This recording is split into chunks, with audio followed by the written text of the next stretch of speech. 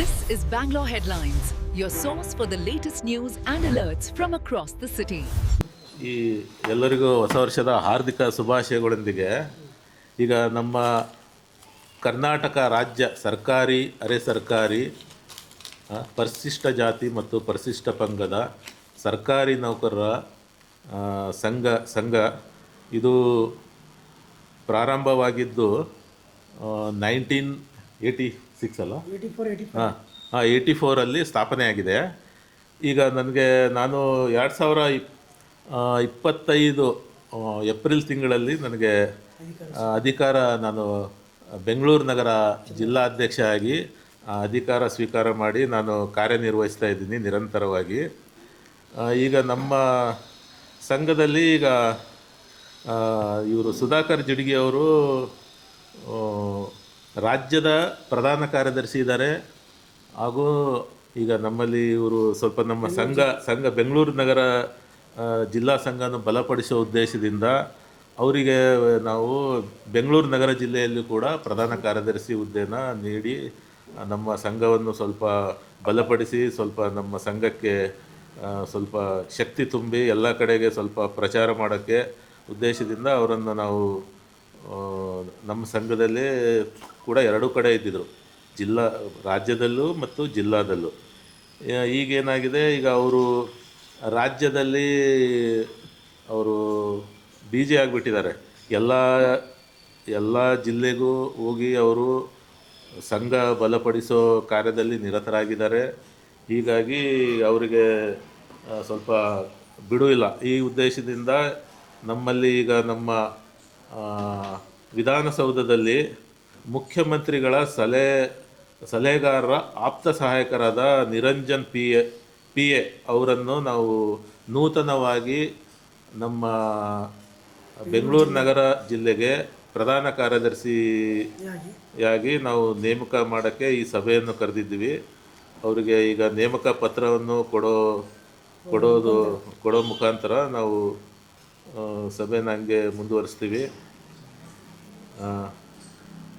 ಹಾಗೂ ಈಗ ನಮ್ಮ ಸಮುದಾಯ ಕಾಪಾಡುವ ಹಿತದೃಷ್ಟಿಯಿಂದ ನಮ್ಮ ಸಂಘವನ್ನು ಹೀಗೆ ಬಲಪಡಿಸಬೇಕು.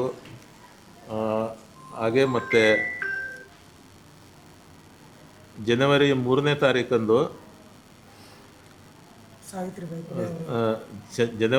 ತಾರೀಕಂದು ಮಾತಾ ಸಾವಿತ್ರಿಬಾಯಿ ಬಾಪುಲೆ ಅವ್ರದ್ದು ಜನ್ಮದಿನವನ್ನು ಸ್ಮರಿಸುತ್ತಾ ಹಾಗೂ ಮತ್ತು ಭೀಮಾ ಕೋರೆಗಾಂವ್ ವಿಜಯೋತ್ಸವ ಜನವರಿ 1ನೇ ತಾರೀಕು ಭೀಮಾ ಕೋರೆಗಾಂವ್ ವಿಜಯೋತ್ಸವವನ್ನು ನಮ್ಮ ಜನಾಂಗದವರಿಗೆ ವಿಜಯ ಸಿಕ್ಕಿದ್ದು, ಅದನ್ನು ವಿಜಯನ್ನು ನಾವು ಸ್ಮರಿಸುತ್ತಾ ಈ ನಮ್ಮ ಸಂಘದ ಕಚೇರಿಯಲ್ಲಿ ನಮ್ಮ ಸಭೆಯನ್ನು ಮುಂದುವರಿಸಿ ನಮ್ಮ ಸಂಘದ ಈಗ ರಾಜ್ಯ ಪ್ರಧಾನ ಕಾರ್ಯದರ್ಶಿ ಜಿಡ್ಗಿ ಅವರು ಸ್ವಲ್ಪ ಮಾತಾಡಬೇಕೆಂದು ಅವರನ್ನು ಕೋರ್ತೀನಿ.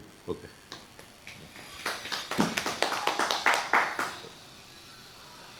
ಸಪ್ರೇಮ್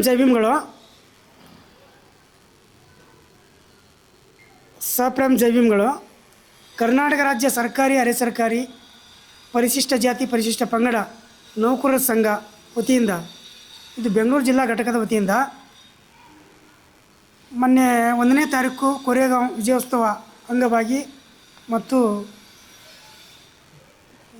ಜ್ಯೋತಿಬಾ ಫುಲೆ ಸಾವಿತ್ರಿಬಾಯಿ ಫುಲೆ ಅವರ ಜಯಂತಿ ಉತ್ಸವ ಅಂಗವಾಗಿ ಈ ದಿನ ಸಭೆಯನ್ನು ಕರೆಯಲಾಗಿತ್ತು. ಈ ಸಭೆಗೆ ನಾನು ಬಂದಿರುತ್ತೇನೆ. ಈ ಸಭೆಯಲ್ಲಿ ಎಲ್ಲ ನಮ್ಮ ತಾಲೂಕಾ ಪದಾಧಿಕಾರಿಗಳು, ಬೆಂಗಳೂರು ಜಿಲ್ಲಾಧ್ಯಕ್ಷರು ಮತ್ತು ನೂತನ ಜಿಲ್ಲಾ ಒಂದು ಪ್ರಧಾನ ಕಾರ್ಯದರ್ಶಿ ಪೋಸ್ಟು ಬೆಂಗಳೂರಲ್ಲಿತ್ತು. ಆ ಪೋಸ್ಟು ಕೂಡ ರಾಜ್ಯದ ಪ್ರಧಾನ ಕಾರ್ಯದರ್ಶಿಯಾಗಿ ನಾನು ಬೆಂಗಳೂರು ಜಿಲ್ಲಾ ಉಸ್ತುವಾರಿನೂ ನೋಡ್ತಾ ಇದ್ದೆ. ಹೀಗಾಗಿ ಕರ್ನಾಟಕ ರಾಜ್ಯದಂಥ ಪ್ರವಾಸ ಕೈಗೊಳ್ತಾ ಇದ್ದೀವಿ.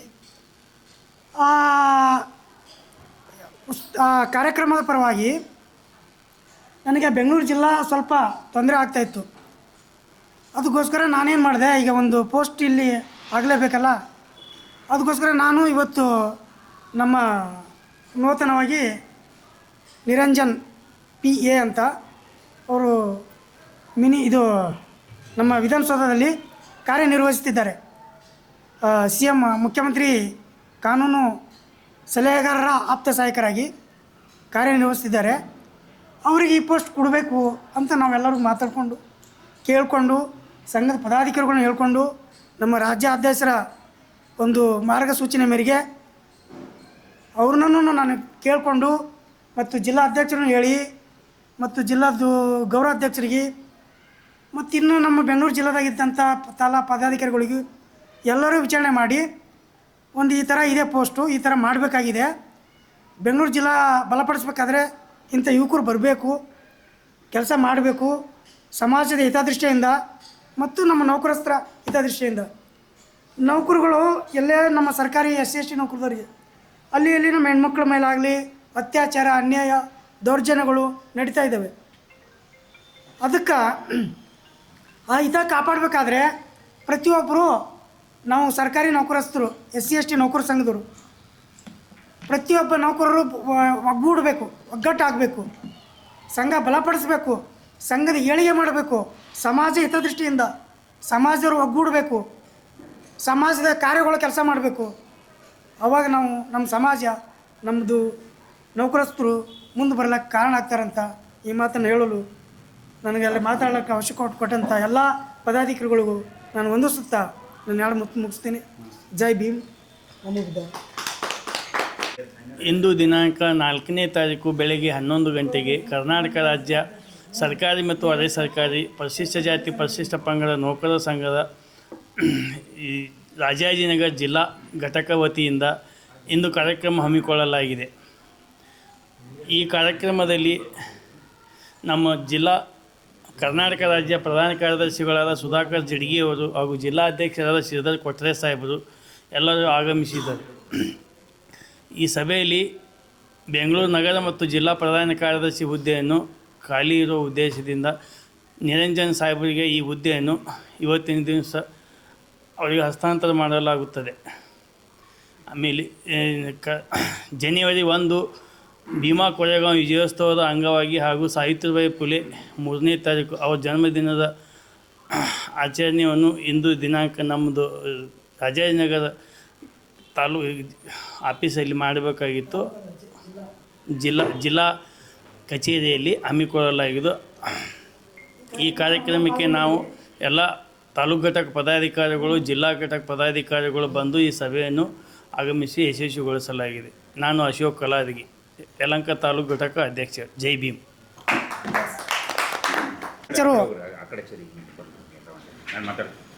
ನಮ್ಮ ಜಿಲ್ಲಾ ಉಪಾಧ್ಯಕ್ಷರು ವಾಗೇಶ್ ಕುಮಾರ್ ಅವರು ಮಾತಾಡಬೇಕಾಗಿ ತಮ್ಮಲ್ಲಿ ಕೇಳ್ಕೊಳ್ತಾರೆ.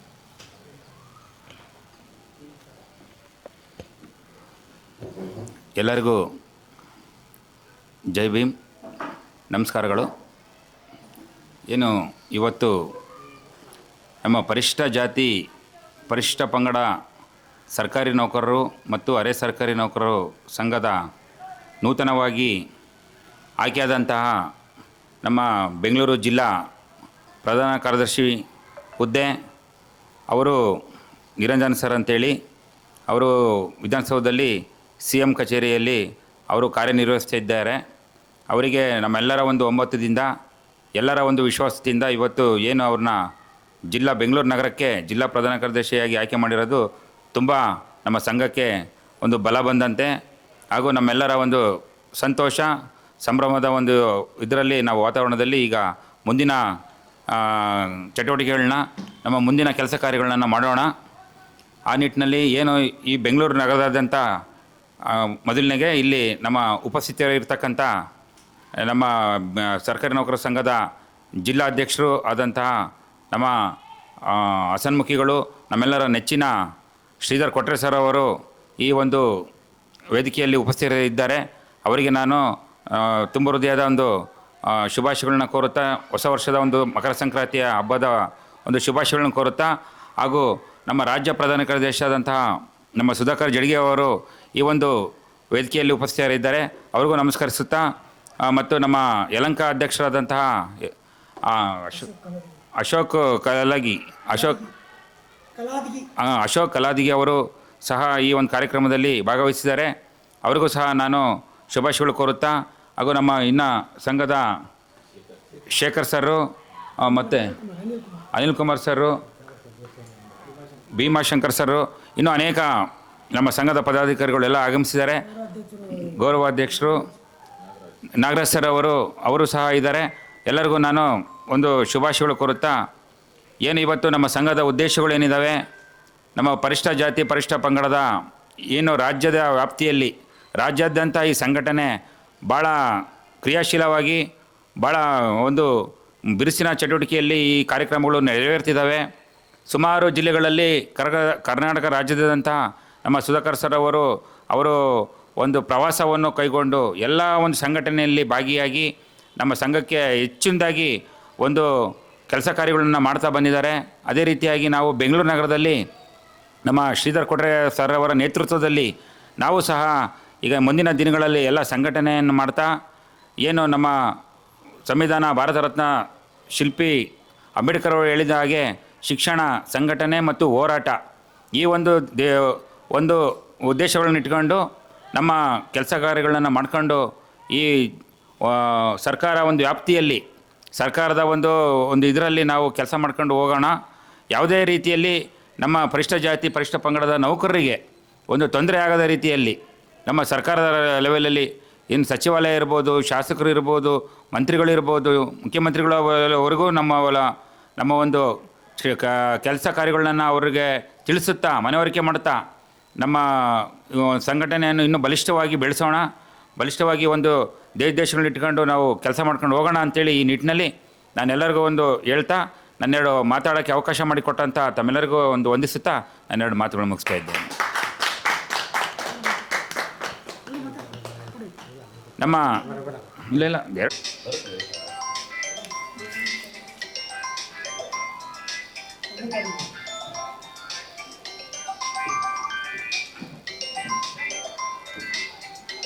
ನಾಗರಾಜ್ ಸರ್ ಅವರು ಈಗ ನಮ್ಮದು ಸಂವಿಧಾನ ಪೀಠಿಕೆಯನ್ನು ಓದಿಸುವ ಮುಖಾಂತರ ಈ ಕಾರ್ಯಕ್ರಮವನ್ನು ಪ್ರಾರಂಭಿಸ್ತಾರೆ. ಒಂದು ನಿಮಿಷ ಮಾತಾಡಗಳು.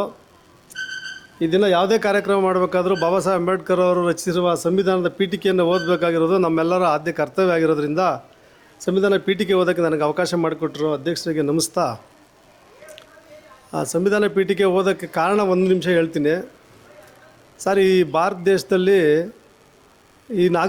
ಭಾರತ ದೇಶದ ನಾಗರಿಕರಿಗೆ ದೇವರಿದ್ದಾರೋ ಇಲ್ಲವೋ ಅನ್ನೋದು ಅವರವರ ಧಾರ್ಮಿಕ ನಂಬಿಕೆಗಳಿಗೆ ಬಿಟ್ಟಂಥ ವಿಚಾರ.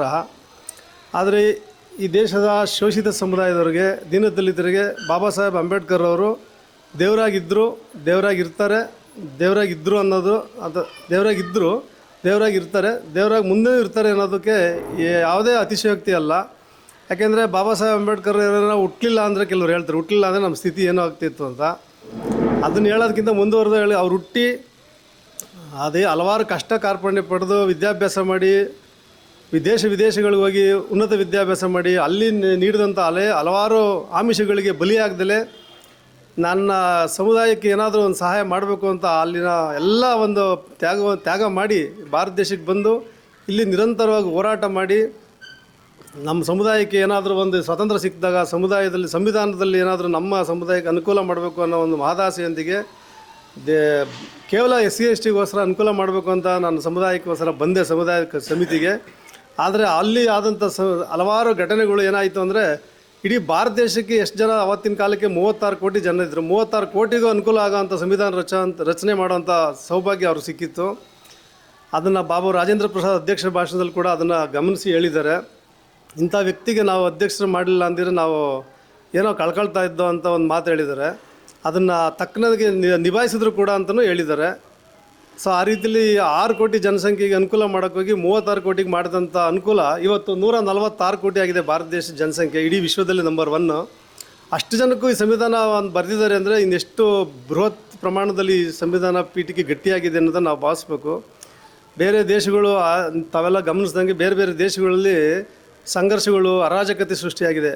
ಅಲ್ಲೂ ಸಂವಿಧಾನ ಇದ್ರೂ ಯಾವುದು ಪ್ರಯತ್ನ ಆಗ್ತಾಯಿಲ್ಲ. ಆದರೆ ಈ ದೇಶದಲ್ಲಿ ಈ ಸಂವಿಧಾನ ಹೊರತುಪಡಿಸಿ ಬೇರೆ ಯಾರು ಜೀವನ ಮಾಡೋಕ್ಕೆ ಆಗ್ತಾಯಿಲ್ಲ, ಅಂಥ ಪರಿಸ್ಥಿತಿ ಇದೆ. ಆದ್ದರಿಂದ ನಾವು ಬಾಬಾ ಸಾಹೇಬ್ ಅಂಬೇಡ್ಕರ್ಗೆ ಗೌರವ ಕೊಡಬೇಕು. ಅವರು ಗೌರವ ಕೊಡಬೇಕು ಅಂದರೆ ನಾವು ಸಂವಿಧಾನ ಅವ್ರು ರಚಿಸಿರೋ ಸಂವಿಧಾನಕ್ಕೆ ಗೌರವ ಕೊಡಬೇಕು. ಆ ಸಂವಿಧಾನ ಸಂಪೂರ್ಣ ಅರ್ಥ ಮಾಡ್ಕೊಳ್ಬೇಕು. ಅದ್ರ ಮೂಲಕ ಅರ್ಥ ಮಾಡ್ಕೊಳ್ಳೋ ಸಂವಿಧಾನದಲ್ಲಿರೋ ಎಲ್ಲ ಅಂಶಗಳನ್ನ ಅರ್ಥ ಮಾಡ್ಕೊಳ್ಳೋಕ್ಕೆ ಆಗದೇ ಇದ್ದರೂ ಅಟ್ಲೀಸ್ಟ್ ಸಂವಿಧಾನದ ಪೀಠಿಕೆಯನ್ನು ನಾವು ಗೌರವಿಸೋಣ. ಆ ಸಂವಿಧಾನ ಪೀಠಿಕೆನ ನಾವು ಪ್ರತಿನಿತ್ಯ ಯಾವುದೇ ಕಾರ್ಯಕ್ರಮ ಆರಂಭದಲ್ಲಿ ನಾವು ಪಠಿಸೋಣ ಅಂತ ಈ ಸಂದರ್ಭದಲ್ಲಿ ನಾನೆಲ್ಲರನ್ನು ಕೇಳ್ಕೊಳ್ತಾ ಸಂವಿಧಾನ ಪೀಠಿಕೆನ ಓದೋಣ ಅಂತೇಳಿ ಎಲ್ಲರೂ ಕೈ ಮುಂದೆ ಚಾಚಿ ನಾನು ಹೇಳ್ತೀನಿ, ದಯಮಾಡಿ ಹೇಳಿ. ಭಾರತದ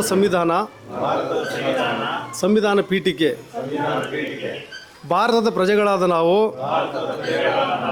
ಭಾರತವನ್ನು ಒಂದು ಸಾರ್ವಭೌಮ, ಸಮಾಜವಾದಿ, ಧರ್ಮನಿರಪೇಕ್ಷ, ಜಾತ್ಯತೀತ, ಪ್ರಜಾಸತ್ತಾತ್ಮಕ ಗಣರಾಜ್ಯವನ್ನಾಗಿ ರೂಪಿಸುವುದಕ್ಕಾಗಿ ಭಾರತದ ಎಲ್ಲ ಪ್ರಜೆಗಳಿಗೆ ರಾಜಕೀಯ, ಧಾರ್ಮಿಕ ಮತ್ತು ಆರ್ಥಿಕ ವಿಚಾರ, ಅಭಿವ್ಯಕ್ತಿ, ನಂಬಿಕೆ, ಧರ್ಮಶ್ರದ್ಧೆ ಮತ್ತು ಉಪಾಸನಾ ಸ್ವಾತಂತ್ರ್ಯವನ್ನು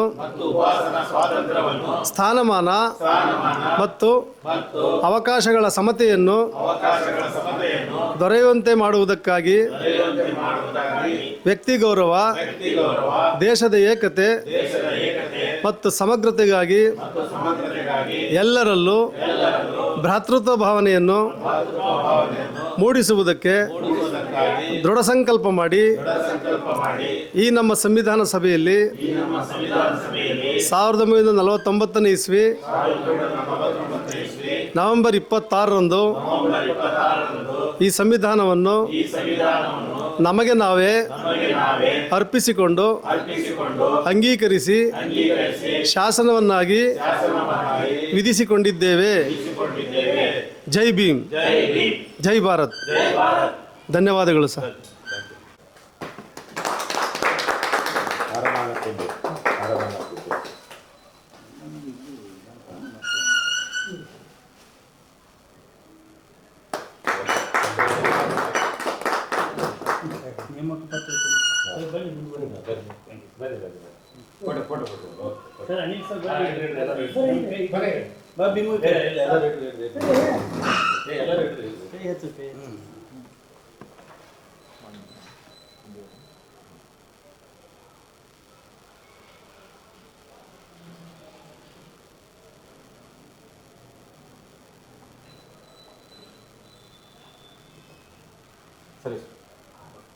ಪ್ರದೇಶಗಳಾದಂಥ ನಮ್ಮ ನಿರಂಜನ್ ಸರ್ ಅವರು ಅವರ ಒಂದು ಅನಿಸಿಕೆಗಳನ್ನ ನಮ್ಮ ಸರ್ಕಾರಿ ನೌಕರದ ಒಂದು ಕೆಲಸ ಕಾರ್ಯಗಳ ಬಗ್ಗೆ ಅವರು ಮಾತಾಡಬೇಕಾಗಿ ನಾನು ಅವರಲ್ಲಿ ಕೇಳ್ಕೊಳ್ತೇನೆ. ಎಲ್ಲರಿಗೂ ಧನ್ಯವಾದಗಳು. ನನ್ನನ್ನು ನೂತನ ಪ್ರಧಾನ ಕಾರ್ಯದರ್ಶಿಯಾಗಿ ಆಯ್ಕೆ ಮಾಡಿದ್ದಕ್ಕೆ ನಮ್ಮ ಪರಿಶಿಷ್ಟ ಜಾತಿ ಪಂಗಡ ನೌಕರ ಸಂಘದ ಸದಸ್ಯರು, ಅಧ್ಯಕ್ಷರು ಮತ್ತು ಎಲ್ಲ ಸದಸ್ಯರಿಗೆ ನಾನು ವಂದನೆ ತಿಳಿಸುತ್ತಾ, ಇದು ನನ್ನ ಒಂದು ಹೆಚ್ಚಿನ ಜವಾಬ್ದಾರಿ ಅಂತೂ ಇದು ಮಾಡಿ ಮುಂದಿನ ದಿನಗಳಲ್ಲಿ ಇದಕ್ಕೆ ನಾನು ನನ್ನ ಕೈಯಲ್ಲಿ ಏನಾಗ್ತದೋ ನಾನು ಅದಕ್ಕೆ ಪ್ರಾಮಾಣಿಕವಾಗಿ ಕೆಲಸ ಮಾಡ್ತೀನಿ ಅಂತ ಹೇಳ್ತೀನಿ, ಈ ಮೂಲಕ ಹೇಳ್ತೀನಿ. ಧನ್ಯವಾದಗಳು.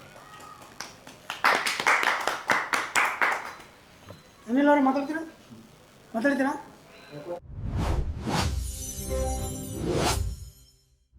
Subscribe channel for latest update.